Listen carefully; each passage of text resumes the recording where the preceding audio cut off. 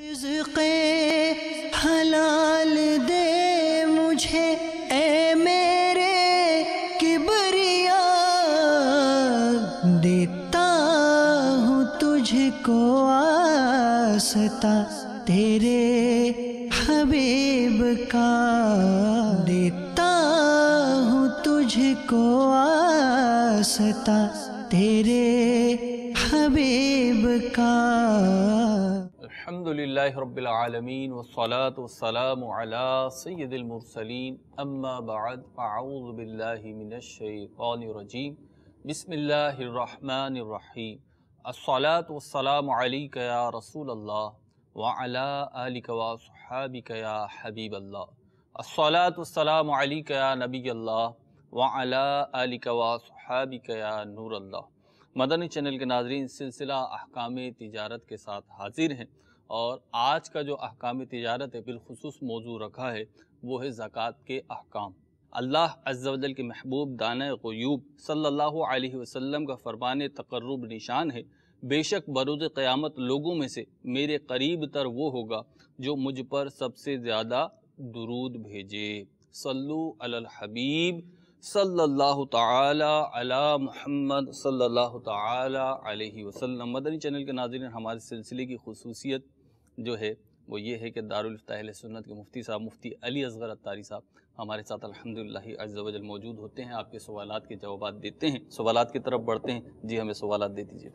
مفتی صاحب کی بارگاہ میں میرا سوال ہے کہ آج کل بینکس کی طرف سے ڈیبٹ کارڈ اور کریڈٹ کارڈز کے اوپر ایک سہولت فراہم کی جا رہی ہے، جس میں وہ اپنے صارفین کو یہ سہولت دیتے ہیں کہ آپ ہمارے کارڈ کے ذریعے کسی مشہور کھانے پینے کی جگہ پر کھانا کھائیں گے یا پرچیزنگ کریں گے تو اس کے اوپر آپ کو مختلف ڈسکاؤنٹ آفر کیے جاتے ہیں۔ مثال کے طور پہ کوئی اپنے کارڈ کے اوپر پیٹرول ڈلواتا ہے تو اس کو 5% ریٹرن ملتا ہے، کوئی مشہور جگہ پہ کھانا کھاتا ہے تو 20% تک ڈسکاؤنٹ تک کی آفرز آ رہی ہیں، جس کے اندر مختلف بینکس کے ڈیبٹ اور کریڈٹ کارڈ دونوں پر یہ سہولت موجود ہے۔ تو اس صورت میں ایسا ڈسکاؤنٹ لینا کیسا؟ السلام علیکم ورحمۃ اللہ وبرکاتہ۔ وعلیکم السلام ورحمۃ اللہ وبرکاتہ۔ جی اگلی کال دیجیے۔ تو مفتی صاحب کی بارگاہ میں میرا ایک سوال ہے۔ میرے ایک اسلامی بھائی ہے، انہوں نے 28 لاکھ روپے کی دکان لی ہے۔ اب 28 لاکھ روپے ان کے اوپر قرضہ ہے، دکان انہوں نے لی لی ہے اور ان کا کاروبار ماشاءاللہ اچھا ہے، اور ابھی ان کے بعد کچھ بینک بیلنس وغیرہ نہیں ہے، اور خود کا مکان ہے، گاڑی بھی ہے خود کی 4 ویلر۔ تو کیا اب ان کے اوپر زکوٰۃ کا کیا احکام لگیں گے اور کس انداز میں ان کو زکوٰۃ دینا پڑے گی، اس کا خلاصہ فرما دیں۔ ٹھیک ہے، ایک مزید کال دے دیں۔ سوال میں نے یہ کرنا ہے کہ میں نکاح کر کے بیرون ملک جانا چاہتا ہوں بغیر رخصتی کیے بغیر، تو کیا نان نفقہ میرے اوپر ہوگا؟ ٹھیک ہے جی، آپ کو بھی جواب دیں۔ جی مفتی صاحب، یہ پہلا سوال تھا ہمارے پاس اس سیکنڈ کا کہ ڈیبٹ کارڈ اور کریڈٹ کارڈ جو ہے، اصل میں ڈیبٹ کارڈ کا جو مسئلہ ہے کافی تفصیلی ہے۔ جی اس یعنی یہ جو سوال کیا گیا ہے اس کا آدھا جواب تو میں دے دیتا ہوں، ٹھیک ہے، آدھا جواب دینے سے میں فی الحال معذرت کروں گا۔ ٹھیک۔ اس کی تفصیل یہ ہے کہ بعض کارڈ ایسے ہوتے ہیں جی کہ جو اکاؤنٹ کی مالیت کی بنیاد پر دیے جاتے ہیں۔ ٹھیک۔ مثال کے طور پر کسی کا نام سلور کارڈ رکھ دیا جائے گا، کسی کا نام گولڈ کارڈ رکھ دیا جائے گا، کسی کا نام کچھ اور رکھ دیا جائے گا۔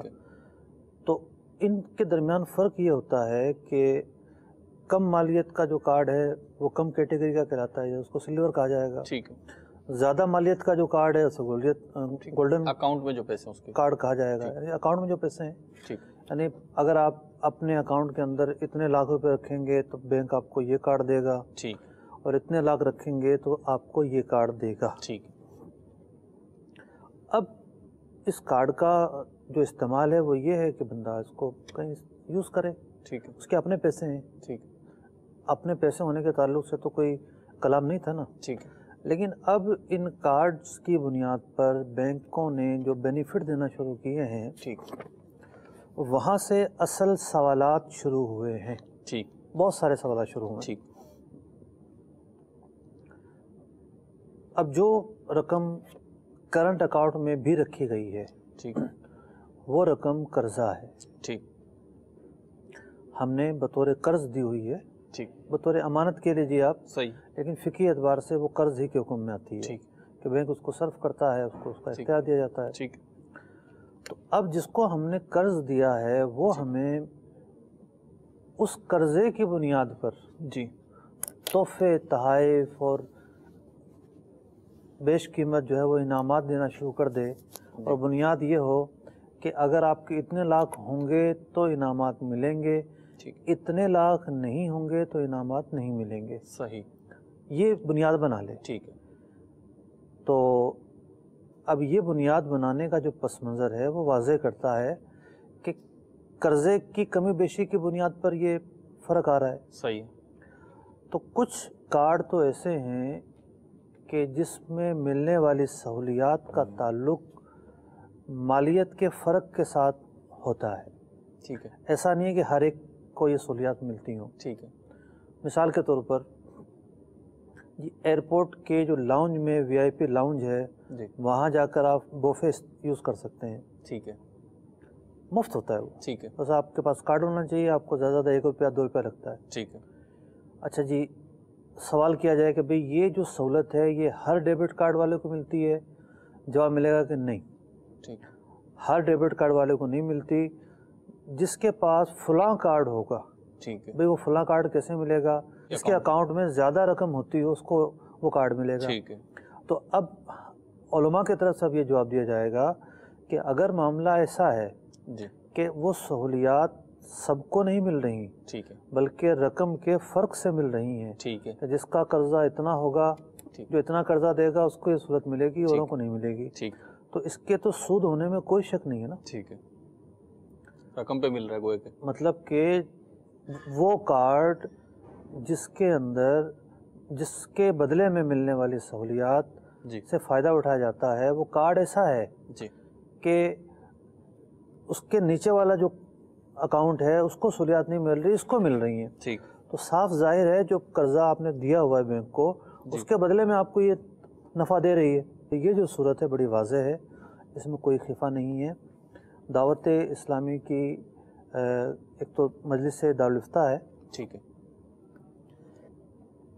دوسری مجلس ہے مجلس تحقیقات شرعیہ، ٹھیک، اور مجلس تحقیقات شرعیہ 4 مفتیان کرام اور 3 نائب مفتیان کرام پر مشتمل مجلس ہے۔ ماشاء اللہ، تو اس مجلس نے ابھی جو اپنا آخری 2 روزہ مشورہ کیا ہے، ٹھیک، اس مئی کے مہینے میں ہوا تھا، ٹھیک، اس میں اتفاقی طور پر یہ فیصلہ دیا ہے جی، کہ اس طرح کے کارڈ پر ملنے والی جو سہولت ہے ٹھیک، وہ سودی سہولت کہلائے گی۔ ٹھیک، اب ہم آ جاتے ہیں دوسرے کارڈز کی طرف، ٹھیک، کہ بھئی ایک بینک ہے وہ ہر کارڈ پر سہولت دیتا ہے، ٹھیک ہے، کسی بھی قسم کا کارڈ ہو صحیح ہے، سب کو مل رہی ہے، سب کو ملے گا۔ اگر کسی کا اکاؤنٹ خالی ہے، ٹھیک، ایک مثال ہے، ٹھیک ہے، اس کو بھی تو مل اس کو بھی وہ سہولت الاؤ ہے۔ ٹھیک، اگر جو ہے وہ 10,000 روپے ہیں جب بھی اس کو وہ سہولت الاؤ ہے، ٹھیک ہے، 50 لاکھ ہیں تب بھی وہ سہولت الاؤ ہے، کوئی باؤنڈری نہیں بنائی، کوئی باؤنڈری نہیں بنائی۔ ٹھیک ہے،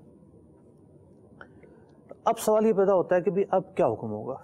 صحیح، اب اگر کوئی کسی ریسٹورنٹ پہ جاتا ہے اور خریداری کرتا ہے، اس کو 20% ڈسکاؤنٹ دیا جاتا ہے، یا پیٹرول بھروانے جاتا ہے وہاں اس کو 2% ڈسکاؤنٹ دیا جاتا ہے، جی، تو دیکھیے یہ مسئلہ تو مشکل نہیں ہے، ٹھیک ہے، یہ جو حصہ ہے میں نے جو پہلے جو جواب دیا ہے وہ اس خاص پس منظر کا جواب دیا ہے، ٹھیک ہے، کسی کو غلط فہمی نہ ہو۔ ٹھیک ہے، اب جو تفصیل ہے اس کا میں جواب نہیں دے رہا، جی، اس کی وجہ یہ ہے کہ میں نے کئی لوگوں سے کہا جی، کہ اگر جس نے بھی یہ مشین لگائی ہوتی ہے اس کا اور بینک کا کیا معاہدہ ہوتا ہے، جی، یعنی وہ ڈسکاؤنٹ ہے وہ کون دے رہا ہوتا ہے، جی، وہ جس نے مشین لگائی ہوئی ہے وہ دے رہا ہوتا ہے یا بینک دے رہا ہوتا ہے، اور دونوں کے کیا مفادات ہوتے ہیں۔ جی، تو یوں کچھ تفصیل چونکہ سر دست موجود نہیں ہے میرے سامنے، اس لیے کوئی حکم لگانا وہاں مشکل ہے، ٹھیک، میں اس پر توقف کرتا ہوں۔ ٹھیک، اچھا مفتی صاحب، اس کا تو جو بھی جواب بنتا تھا وہ آپ نے ارشاد فرمایا ماشاءاللہ احتیاط کے ساتھ۔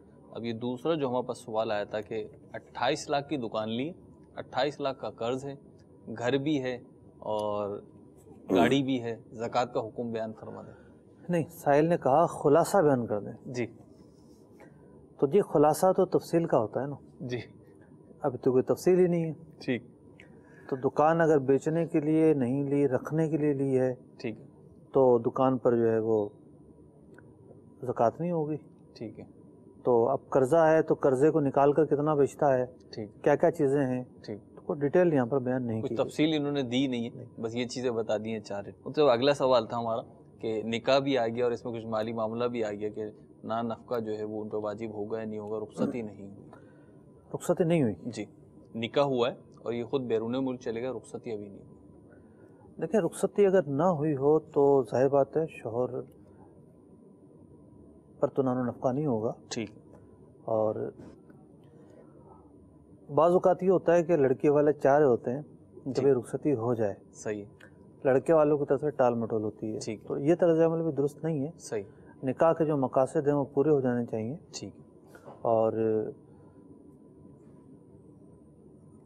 اگر رخصتی بھی ہو جائے جی، اور مثال کے طور پہ بیوی جو ہے وہ لڑ جھگڑ کر واپس آ جائے ٹھیک ہے، نافرمانی کے طور پر، ٹھیک، تو بھی اس پر نفقہ نہیں ہوتا. ٹھیک، لیکن وہ انڈرسٹینڈنگ سے آئے، مثال کے طور پر رخصتی ہو چکی ہوتی، ٹھیک ہے، اب یہ جا رہے ہیں، بیوی کو کہہ کہ تم اپنی والدہ گھر رہ لو، ٹھیک ہے، تو ایسے صورت میں نان و نفقہ ہوتا. ٹھیک. تو اب نان و نفقہ تو کوئی اتنی بڑی چیز نہیں ہے. ٹھیک. جتنا ہو سکے اس کی خیر خواہی اور اس کے ساتھ جو نا حسن برتاؤ کے طور پر دیتے رہیں تو زیادہ بہتر ہے. استحساناً کرتے ہی رہیں. جی، ٹھیک، ماشاء اللہ. مزید کال شامل کرتے ہیں. جی دے دیجیے ہم. کیا ایسے سافٹ ویئر انجینئر پر زکوٰۃ فرض ہوگی کہ جن کا مال وغیرہ نصاب کو نہیں پہنچتا ہے مگر ان کے پاس ضرورت سے زیادہ 2 کمپیوٹر ہیں جن کی کل اگر تعداد ملائی جائے رقم کے اعتبار سے تو وہ تعداد نصاب کو پہنچتی ہے، تو کیسے سافٹ ویئر انجینئر پہ زکوٰۃ فرض ہوگی؟ جزاک اللہ خیرہ. ٹھیک ہے جی، جواب لیتے ہیں. اگلی کال دیجیے. ایک امام ہے یا مؤذن ہے، اس کا ظہر کا اجارہ نہیں ہے، اس نے مسجد والوں سے ظہر کا اجارہ نہیں کیا، 8 سے 4 وہ کوئی اور جاب کرتا ہے اور عصر وغیرہ کا اجارہ ہے باقی سب نمازوں کا. اب جہاں 8 سے 4 جاب کرتا ہے وہاں پر جو ہے اگر کوئی اوور ٹائم لگتا ہے تو اس کے لیے وہ جائز ہوگا. اگر وہ عصر کی نماز، کبھی کبھی ایسا ہوتا ہے کہ اوور ٹائم لگ گیا اور عصر کی نماز اس نے نہیں پڑھائی تو یہ اس مسئلے پر تو نہیں آئے گا، اجارے پر اجارے میں. برائے کرم رہنمائی فرما دیں. انشاءاللہ ایک مسئلہ تو پتہ ہے، دوسرے مسئلے کی وضاحت پوچھ رہے ہیں. ایک اور کال دے دیں پھر جواب لیتے ہیں انشاءاللہ. میرا محمد امتیاز نام ہے، حیدرآباد سے بول رہا ہوں. میرا سوال یہ ہے کہ میں نے اپنی جگہ بیچی، دکان وہ بیچ کے اور گھر بنانے والی جگہ لی ہے، وہ بنا رہا ہوں میں، مجھ پر زکوٰۃ فرض ہے یا نہیں؟ ٹھیک ہے جی، پوچھتے ہیں مفتی صاحب سے. مفتی صاحب پہلا سوال تھا، سافٹ ویئر انجینئر ہے، مال نصاب کو نہیں پہنچ رہا لیکن کمپیوٹر ہیں.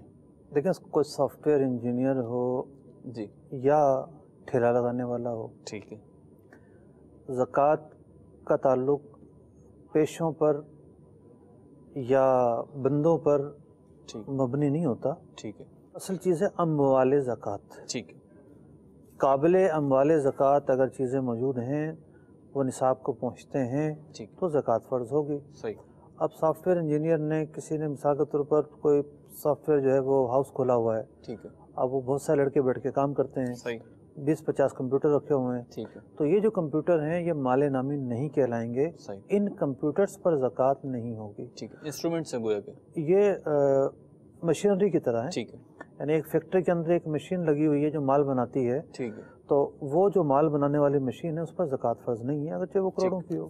ٹھیک، تو ان کے سوال کے اتنے حصے کا جواب تو کلیئر ہے ٹھیک ہے، کہ ان کمپیوٹرز پر زکوٰۃ نہیں ہے. صحیح، اب ان پر سرے سے زکوٰۃ نہیں ہے یہ ہم نہیں کہہ رہے، یہ پورا اپنی تفصیل اگر بتائیں گے کہ ان کے پاس کتنا سونا ہے، کتنی چاندی ہے ٹھیک، اور کیا کیا مزید قابل زکوٰۃ اموال موجود ہیں، ٹھیک، اس کے بعد ہی ان کی ذات سے نفی یا اس بات کیا جا سکتا ہے ٹھیک، کہ زکوٰۃ فرض ہے یا نہیں. ٹھیک ہے. مفتی صاحب اگلا سوال تھا کہ وہ جو بتا رہے ہیں امام اور مؤذن کا ظہر کی نماز کے علاوہ بقیہ 4 نمازوں کا اجارہ ہے، 8 سے 4 دوسری جاب کرتے ہیں، اس میں اوور ٹائم لگا تو اوور ٹائم کی وجہ سے وہ اصل نہیں پڑھا سکے، تو اب اصل میں دیکھیے دین اسلام نے جو عہد کی پاسداری ہے جی اس کی بڑی اہمیت بیان کی ہے. جی اور عہد کی پاسداری کی اہمیت اس وجہ سے ہے کہ اگر اس کی پاسداری نہ کی جائے جی تو نظام ہی ابتر ہو جائے. ٹھیک ہے. اب یہ جو مسئلہ ہے کہ اجارے پر اجارہ جائز نہیں ہے. جی. اب دیکھیے اگر کوئی جو ہے وہ دنیاوی اداروں کے اندر جی 20-25 سال 30 سال پڑھنے کے بعد جی بزنس پر اگر وہ گفتگو کرے جی تب بھی شاید وہ ایسا اصول نہ بنا سکے ٹھیک جو ہمارے فقہ نے بنا دیا. ٹھیک. کہ ماشاء اللہ. آپ صدیوں پہلے بنا دیا جی جی کہ جس ٹائم آپ کی ایک جگہ جاب ہے جی اس ٹائم میں شرعاً آپ دوسری جگہ جاب نہیں کر سکتے. ماشاء اللہ. کیسا اصول ہے؟ تو معیشت کے اعتبار سے اس کو دیکھیں نا، ابھی تو ہمارا موضوع نہیں ہے. اب دیکھیے آپ وہ نا لفظ گھسٹ ہی ہے نا. جی. گھسٹ اساتذہ گورنمنٹ اسکولوں کے، گھسٹ ملازمین، فلاں ملازمین، فلاں ملازمین، وہ کیسے پیدا ہوتے ہیں؟ وہ گھر بیٹھ کے تنخواہ لے رہے ہوتے ہیں اور اس ٹائم میں کچھ اور کام کر رہے ہوتے ہیں، کہیں اور نوکری کر رہے ہوتے ہیں، پرائیویٹ جاب کر لیں گے، کچھ اور کر لیں گے. بس وہ ان کی خانہ پوری ہوتی ہے، تنخواہ وصول کرتے ہیں، وہ کام وغیرہ کچھ نہیں کرتے. تو یہ شرعاً ناجائز ہے. ٹھیک. وجہ کیا ہے؟ یہی اصول کہ جب آپ کا ایک ٹائم میں ایک جگہ پر معاہدہ ہے، آپ نے ایک معاہدہ سائن کیا ہے کہ میں یہاں کام کروں گا، اس ٹائم میں آپ دوسری جگہ کام نہیں کر سکتے. صحیح. یہ تو ہے ایک خرابی. اور اگر آپ ایک جگہ تنخواہ لے رہے ہیں اور پھر دوسری جگہ بھی اسی ٹائم میں تنخواہ لے رہے ہیں تو یہ کیسے ممکن ہے؟ تنخواہ تو ملتی ہے کام کے بدلے میں، کام تو آپ نے کیا ہی نہیں ہے، اور ایک ہی وقت میں دو جگہ کام ہو نہیں سکتا. تو اب پہلا مسئلہ تو یہ ہے کہ چونکہ عصر کی نماز سے ان کا اجارہ شروع ہو جاتا ہے. ٹھیک. نماز پڑھانے کا. ٹھیک ہے. تو اب یہ عصر کے بعد یا عصر کے وقت میں، مغرب کے وقت میں، عشاء کے وقت میں، چونکہ یہ ان اوقات میں نماز پڑھاتے ہیں، ٹھیک ہے، انہوں نے معاہدہ کیا ہوا ہے، تو ان اوقات میں یہ کہیں بھی کام نہیں کر سکتے. صحیح. نہ یہ ٹیوشن پڑھائیں گے، نہ یہ اوور ٹائم لگائیں گے، نہ پرمنٹ جاب کریں گے. ٹھیک ہے. اب اگر یہ کہیں کہ جی میں تو کٹوتی کروا دوں گا، ٹھیک ہے، پیسے لوں گا ہی نہیں ان نمازوں کے، مطلب مثال کے طور پر اگر ایک امام کو 10,000 روپے تنخواہ ملتی ہے اور پر نماز اس کی تقسیم کی جائے، صحیح، مطلب کہ 5 نمازوں کے اعتبار سے، تو ایک نماز کے ایک مثال 100 روپے بنتے ہیں، تو میں وہ پیسے لوں گا ہی نہیں. صحیح. تو بھائی پیسے اگرچہ کہ آپ نہ لیں، لیکن چونکہ آپ نے ایک معاہدہ کیا ہے کہ میں یہ کام انجام دوں گا اس ٹائم سے اس ٹائم تک میں، تو آپ اس ٹائم وہ کام بغیر کسی عذر کے انجام نہیں دے رہے، تو یہ اس معاہدے کی خلاف ورزی ہے. ٹھیک ہے. تو یہ بھی جائز نہیں ہے. ٹھیک ہے. اور یہ عذر جو ہے کہ اوور ٹائم لگ رہا ہے، یہ یہاں پہ قابل قبول نہیں ہے. دیکھیں بعض جگہ پہ تو اوور ٹائم جو ہے وہ آپشنل ہوتا ہے. ٹھیک ہے. آپ چاہیں تو کریں، چاہے نہ کریں. صحیح ہے. تو وہاں پر ان پر لازم ہے کہ اس کو بالکل اختیار نہ کریں. ٹھیک ہے. اور جہاں لازمی ہے تب بھی ان کا ایسی نوکری کرنا جائز نہیں ہوگا. پھر یہ ایک راستہ اختیار کریں، ٹھیک، یا تو یہ امامت کی طرف ہی آ جائیں پورا، یا پھر ایسی نوکری اختیار کریں کہ جو نمازوں کے اوقات میں ٹھیک ہے. یعنی اگر فری کرتی ہو. ملازمت ایسی ہے کہ 4 بجے کے بعد بالفرض 4 بجے تک کا اجارہ ہے اور 4 بجے سے پہلے کوئی ایسا کام شروع کیا ہے جو 4 بجے تک نہیں نمٹ رہا، تو پھر وہ درست نہیں ہوگا. جی ٹھیک ہے. جزاک اللہ. ماشاء اللہ. 4 بجے سے مراد نہیں ہے، اصل ٹائم تو جو نماز پڑھانے کے اوقات ہیں ان کو اس سے پہلے نکلنا پڑے گا. ظاہر بات ہے ان کی جو کمپنی ہے وہ اور مسجد کو برابر میں تو ہوگی نہیں. جی بالکل. تو پہنچنے کے لیے بھی تو ایک اہتمام کرنا پڑے گا پہلے فارغ ہونے کا. ٹھیک.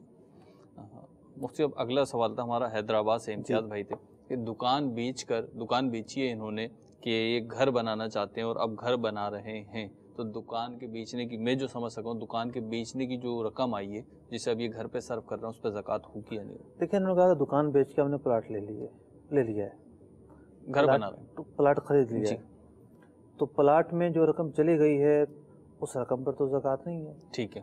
اب جو ان کے ہاتھ میں ہیں اور جو بقیاس ان کے پاس قابل زکوٰۃ اموال موجود ہیں، ٹھیک ہے، ان کے حوالے سے اپنا حساب کریں، وہ نصاب کو پہنچتے ہیں یا نہیں پہنچتے، دیگر شرائط پائی جاتی ہے نہیں پائی جاتی، اس کے اعتبار سے ان پر زکوٰۃ ہوگی.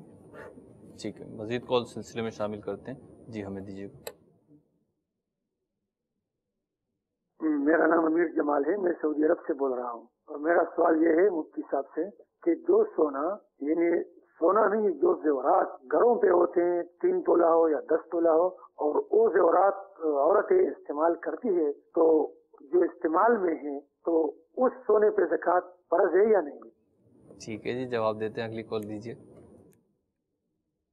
عطیات ہم جمع کرتے ہیں تو اس کو جیسے مثال کے طور پہ ہم کسی کے لیے بھی عطیہ جمع کر رہے ہیں تو اگر ہم ایسا کرتے ہیں کہ جیسے لوگوں سے ہم کیونکہ فردن الگ الگ سب سے نا اکٹھے کر کے لوگوں سے اپنے اکاؤنٹ میں ٹرانسفر کرواتے ہیں اور اپنے اکاؤنٹ سے کیونکہ ایک تو ان کا حساب کتاب ہوتا ہے سارا اور دوسرا یہ بھی ہے کہ وہ جب اکاؤنٹ میں ٹرانسفر ہوتے ہیں تو وہ بالکل الگ ٹرانزیکشن ہوتی ہے آن لائن جو بینکنگ ہوتی ہے اس میں صاف کلیئر نظر آ رہا ہوتا ہے کہ وہ ڈونیشن کے جو عطیات کے جو پیسے ہیں بالکل وہ الگ رہتے ہیں اس میں خلط ملط نہیں ہوتے پھر ہم کہ ہر ہفتے کے آخر میں یا مہینے کے آخر میں اگر وہ جتنے بھی جمع ہوتے ہیں تو یہ سارے کے سارے جمع ہونے والے پھر وہ مہینے کے مہینے جس کو ہم نے دینے ہم اس کو ٹرانسفر کر دیتے ہیں تو کیا ایسا چل سکتا ہے اور اس میں صدقات واجبہ شامل نہیں ہیں اس سے صدقات نافلہ شامل ہیں اور دینے والوں کو بھی پتا ہوتا ہے کہ جیسے ہم ان سے لے رہے ہیں اپنے اکاؤنٹ میں اور ہم ان سے لے کے آگے جس کے نام پہ لے رہے ہیں ہم اس کو ٹرانسفر کر دیں گے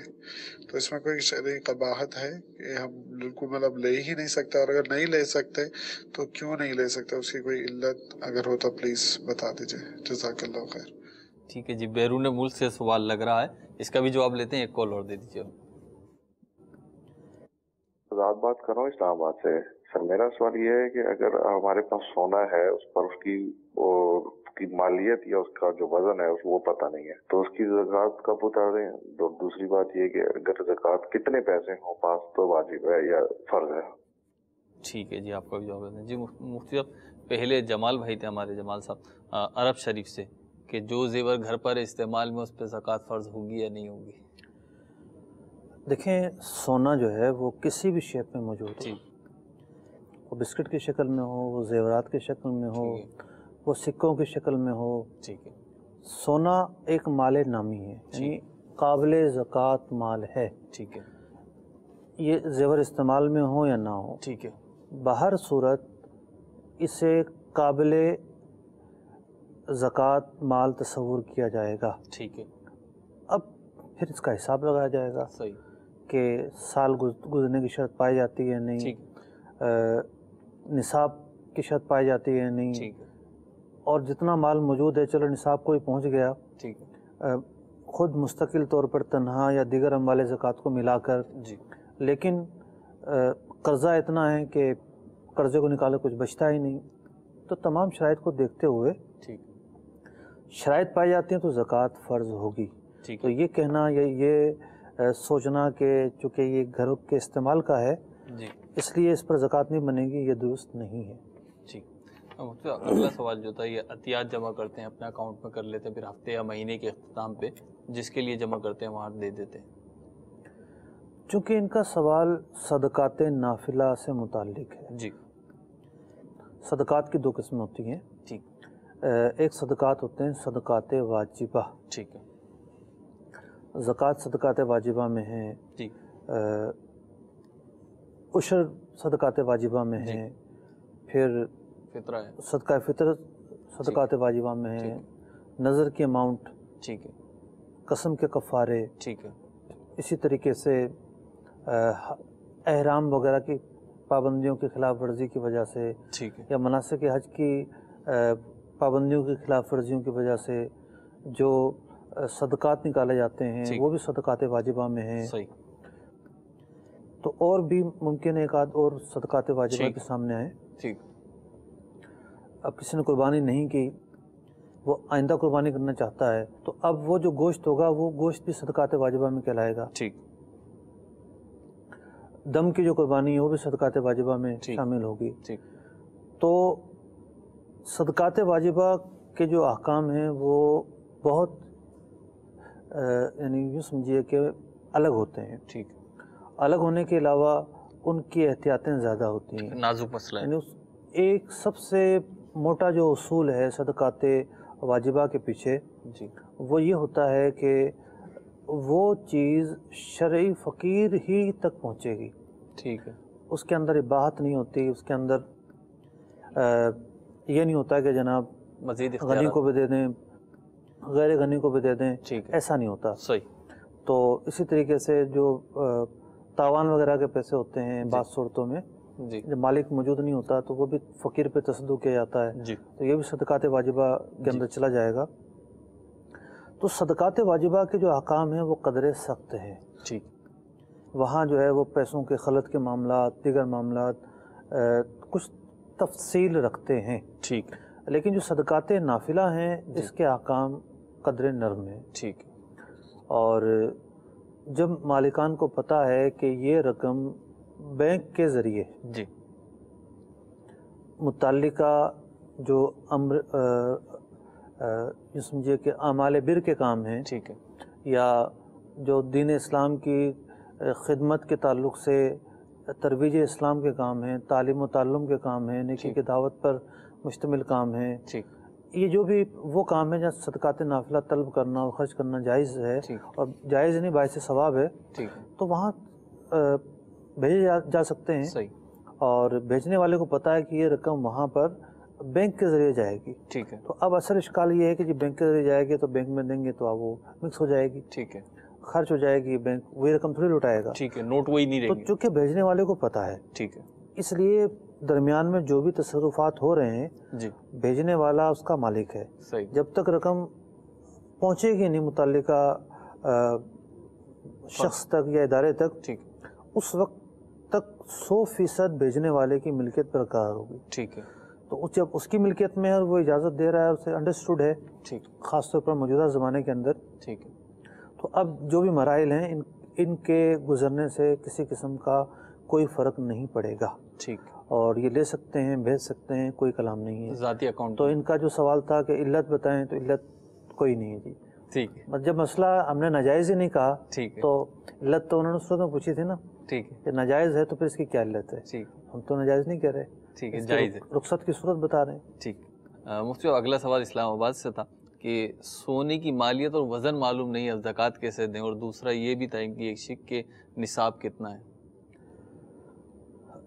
ہم نے اپنے پچھلے سلسلے کے اندر کافی تفصیل کے ساتھ بیان کیا تھا کہ زکوٰۃ جو ہے وہ 6 چیزوں پر فرض ہوتی ہے. جی.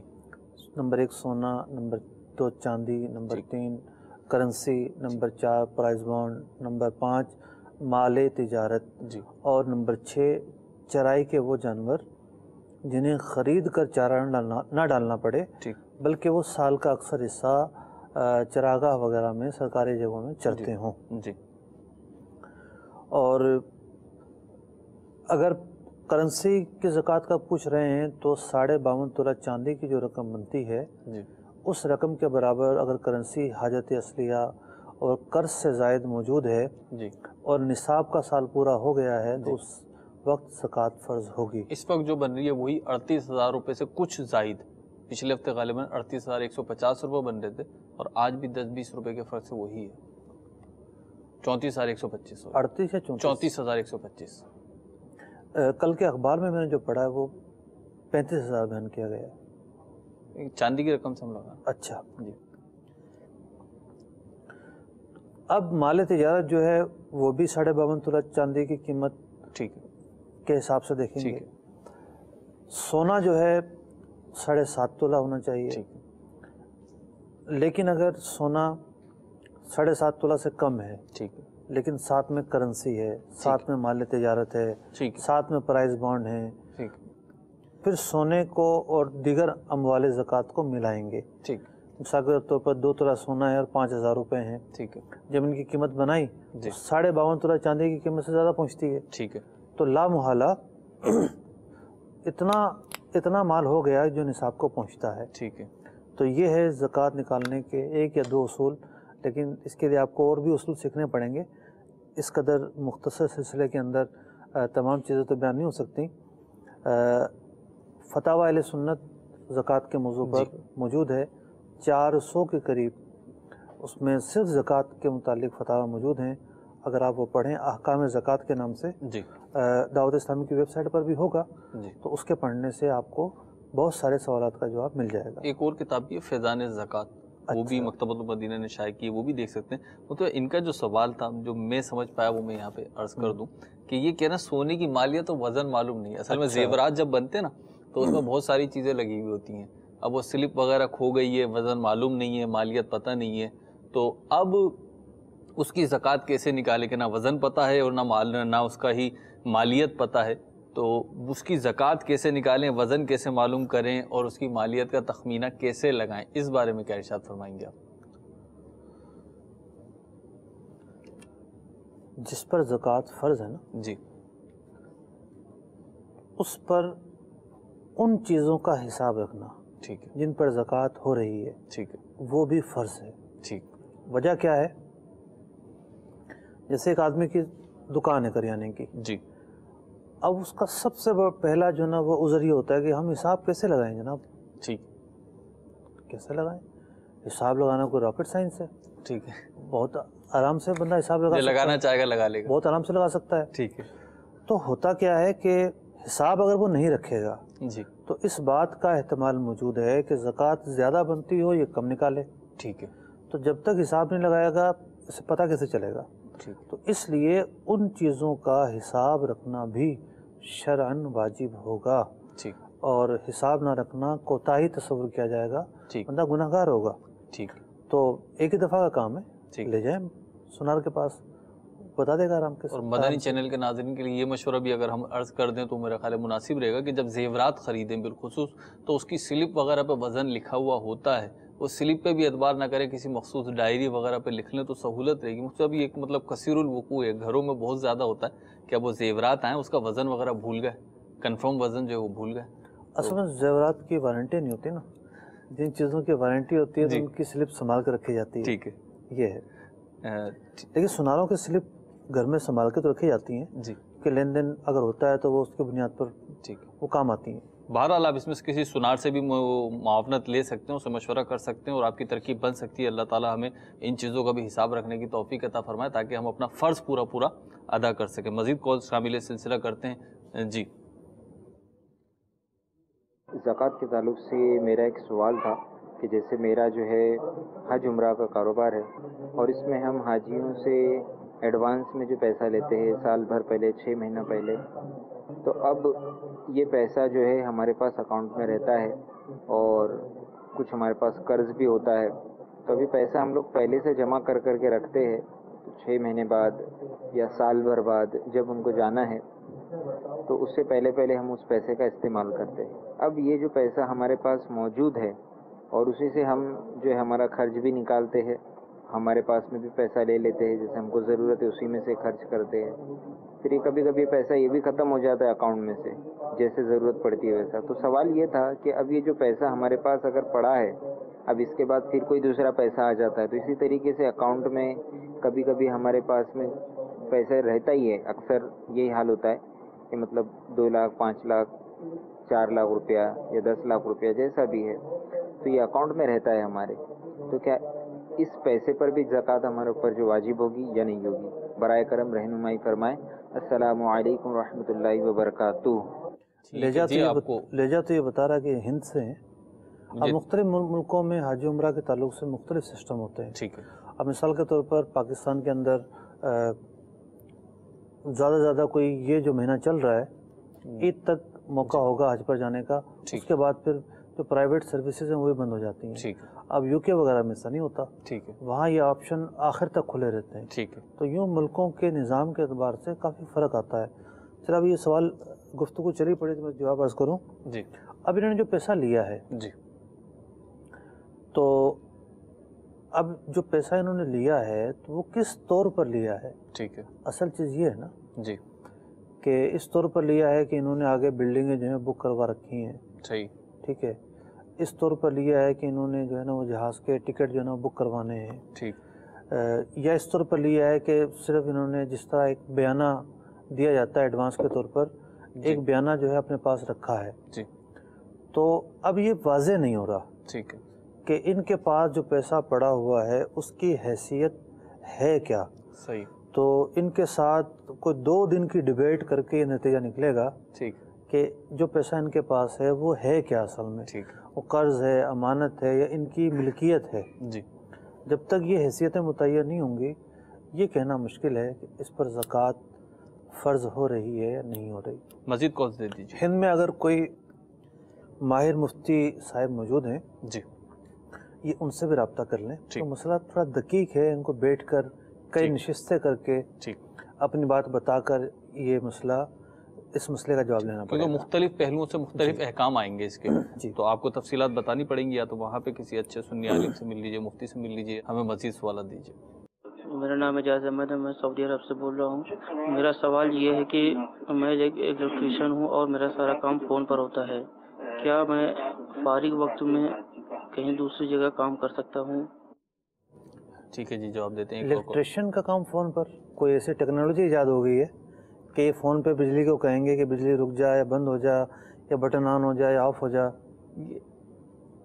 ایسا لگ رہا ہے کہ جیسے یہ ان کے پاس ورکر ہوں اور یہ بیٹھ کے چلا رہے ہوں، ان کو سپروائزر وغیرہ اس ٹائپ کا تو ہو سکتا ہے، نہیں تو وہ آپ والی بات درست ہے، اگر یہ خود ہی بالفعل الیکٹریشین ہے اور خود جا کر کام کرتے ہیں۔ سر ان کے سوال کا جواب تو واضح ہے جی، کہ یہ نوکری کرتے ہیں، ٹھیک ہے، بھلے فارغ بیٹھے رہتے ہوں، ٹھیک ہے، ایک سمجھے کہ لمحے کا بھی کام نہ ان کے پاس، تو نوکری کرنے والے کو اپنا آپ سپرد کرنا واجب ہے، ٹھیک ہے، ڈیوٹی کے جو اوقات ہیں، جہاں پر ڈیوٹی لگائی گئی ہے وہاں جا کے پورا ٹائم گزارنا ضروری ہے، صحیح، بھلے کام نہ ہو وہاں پر، ٹھیک ہے۔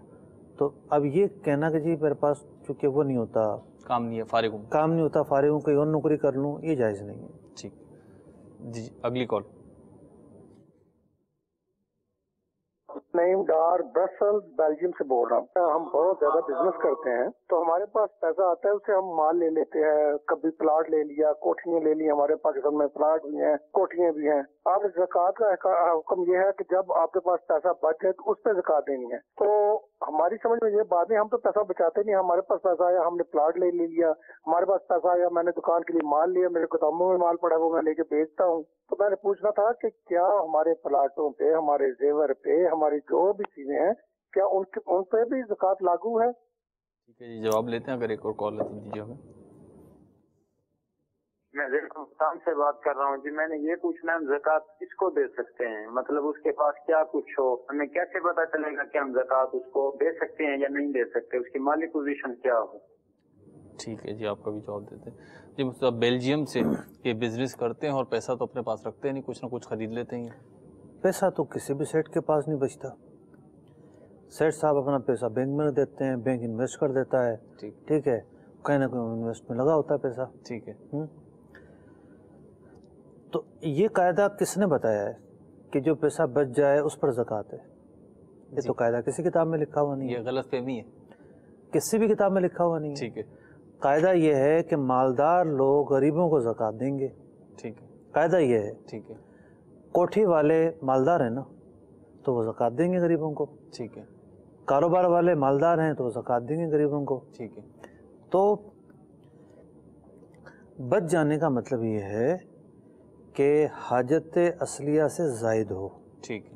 مثال کے طور پر کسی کے پاس پیسہ ہے 2 لاکھ روپے، ٹھیک ہے، اب 2 لاکھ روپے اس پر قرضہ ہے، قرضے کے کو نکال کے کچھ بھی نہیں بچتا، ٹھیک ہے، زیرو ہو جائے گا، زیرو ہو جاتا ہے۔ ٹھیک ہے، یہ کسی کے پاس پیسہ ہے 10,000 روپے، ٹھیک ہے، اس کو جو ہے وہ اس کے اوپر یوٹیلیٹی بل چڑھے ہوئے ہیں، اس کے اوپر جو ہے وہ اس نے گھر میں راشن ڈالنا ہے، اس نے بیوی کا نفقہ ادا کرنا ہے، بوڑھے ماں باپ ہیں ان کا نفقہ ادا کرنا ہے، نکال کے کچھ بچتا ہی نہیں ہے۔ ٹھیک، تو حاجت اصلیہ جو ہیں جی اس سے زائد ہو، ٹھیک ہے، وہ پیسہ صحیح، اور ظاہر بات ہے، اور پھر ہم نے یہ تفصیل بیان کی کہ ہر چیز پر زکوٰۃ فرض نہیں ہے۔ ٹھیک ہے، جو یہ مکانات لیتے ہیں یا کوٹھیاں لیتے ہیں، گاڑیاں لیتے ہیں، نہیں گاڑیاں تو نہیں آئیں گی، ٹھیک، تو وہ اگر انویسٹ کے لیے لیتے ہوں، ٹھیک ہے، کہ ٹھیک ہے ہم اس لیے لے رہے ہیں کہ یہ اس کو بیچ دیں گے، ٹھیک ہے، تو جو چیز انویسٹ کے لیے لی جائے گی وہ مال تجارت کہلائے گی۔ ٹھیک، اگر کوئی گاڑیاں بھی اس لیے لیتا ہے کہ جی میں گاڑی لے رہا ہوں اور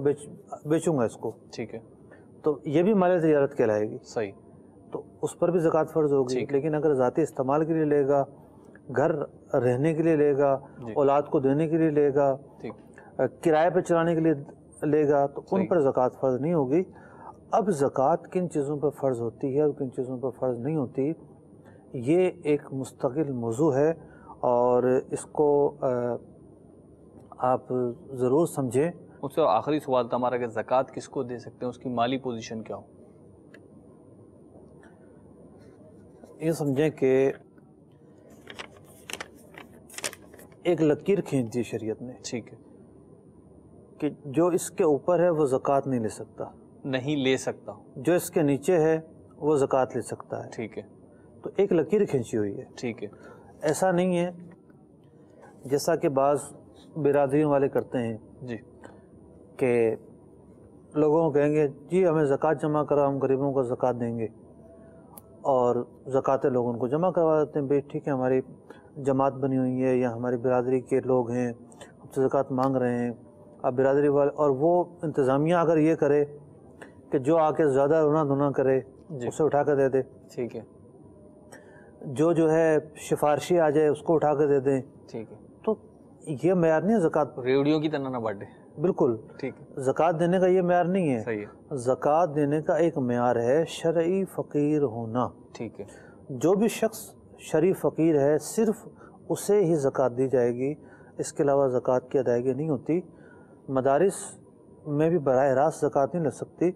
مدارس والے بھی شرعی ہلا کرنے کے بعد، شرعی فقیر کو دینے کے بعد پھر زکوٰۃ صرف کرتے ہیں. ٹھیک. اب شرعی فقیر کون ہوتا ہے؟ جی. جس کے پاس 52.5 تولہ چاندی، جی کتنے بن رہے ہیں؟ 34,000 35,000 روپے. 34,000. ٹھیک ہے. 34-35,000 کے درمیان آج کے ریٹ میں بن رہے ہیں. ٹھیک. جس کے پاس اتنے، اب گنتے چلے جائیے گا. جی. نمبر 1 جس کے پاس آج کے ریٹ میں 52.5 تولہ چاندی کا جو ریٹ بن رہا ہے، جی 34-35,000 کی مالیت کی کرنسی نہ ہو، جی پرائز بانڈ نہ ہو، سونا نہ ہو، چاندی نہ ہو، یہاں تک کہ جو گھریلو اشیاء ہیں جی زائد ضرورت اتنے مالیت کی نہ ہو. ٹھیک ہے. اور اسی طریقے سے جو ہے وہ مطلب قرض وغیرہ نکال کر جی جس کے پاس نہیں ہے ٹھیک وہ شرعی فقیر بنے گا. صحیح. اور مکتبۃ المدینہ نے اس حوالے سے ایک وہ بھی ایک پرچہ بھی شائع کیا ہے جی. شرعی فقیر کون ہے اور کون نہیں ہے. جی. تو اس کو بھی دیکھ لیا جائے. اور جس کے بارے میں ظن غالب ہو، پہلے تو نکالنے والے کو پتہ ہونا چاہیے کہ شرعی فقیر کہیں گے کس کو. ٹھیک ہے. پھر جس کے بارے میں ظن غالب ہو کہ ہاں یہ واقعی شرعی فقیر لگتا ہے، ٹھیک اس کو پھر زکوٰۃ دے دی جائے. ٹھیک. اور زکوٰۃ دینے کے لیے کہنا ضروری نہیں کہ زکوٰۃ ہے. ٹھیک. عیدی کے کبھی دی جا سکتی ہے، تحفہ دی کے جائے کبھی اس دی کی جا عزت سکتی نفس باقی. ہے. اچھا پھر یہ بھی ہے کہ گھر میں 5 افراد ہیں. ٹھیک ہے. کسی ایک کے پاس زیور ہے، بقیہ کے پاس نہیں ہے. ٹھیک ہے. اس کے پاس نہیں ہے، پتہ ہے کہ یہ شرعی فقیر ہوگا، اس کو دے دیں. ٹھیک. یا بعض اوقات لوگ جو ہے نا وہ واقعی غریب ہوتے ہیں، ٹھیک ہے. لیکن یہ نہ باپ شرعی فقیر ہوتا ہے نہ ماں شرعی فقیر ہوتی ہے. ٹھیک ہے. لیکن جو ان کی بالغ اولاد ہے وہ شرعی فقیر ہوتی ہے، تو ان کی بالغ اولاد کو دے دی جائے. ٹھیک. تو یوں ان کی مدد کرنے کے جائز طریقے سے راستے ممکن ہیں. ٹھیک. اور اگر وہ اس پٹی سے اوپر آ جائیں جی تو اللہ تعالیٰ نے اتنا دیا ہے وہ یہ دینے والوں میں آ گئے. اب یہ دینے والوں نہیں، ضروری نہیں کہ دینے والوں میں 3 کیٹیگری بنتی ہیں، لیکن یہ اس پٹی سے اوپر آ گئے، لے نہیں سکتے ابھی، تو اب وہ لے نہیں سکتے. ٹھیک. ماشاء اللہ. مدنی چینل کے ناظرین، ہمارے سلسلے کا وقت ختم ہوا. اللہ عز و جل ہمیں علم دین سیکھنے اور اس پہ عمل کرنے کی توفیق عطا فرمائے. صلو علی الحبیب صلی اللہ تعالی علی محمد صلی اللہ علیہ وسلم. رزق حلال دے مجھے اے میرے کبریا، دیتا ہوں تجھ کو آستا تیرے حبیب کا، دیتا ہوں تجھ کو آستا تیرے حبیب کا.